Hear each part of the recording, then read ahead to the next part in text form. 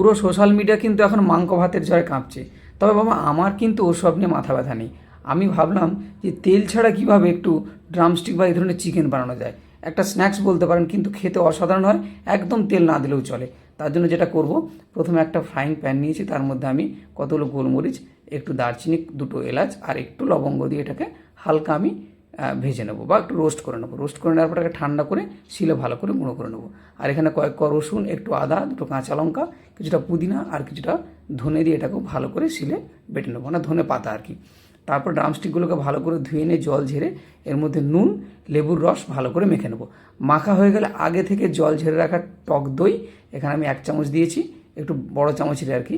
আর তার মধ্যে আমি এক এক করে যেগুলো ওই ভাজা যে মশলাটা গুঁড়ো করে রেখেছিলাম সেটা দিলাম, আর যে পেস্টটা বানিয়েছিলাম পেস্টটা দিলাম, দিয়ে সম্পূর্ণটাকে ভালো করে মেখে নেওয়ার পরে ফ্রিজে রেখেছিলাম।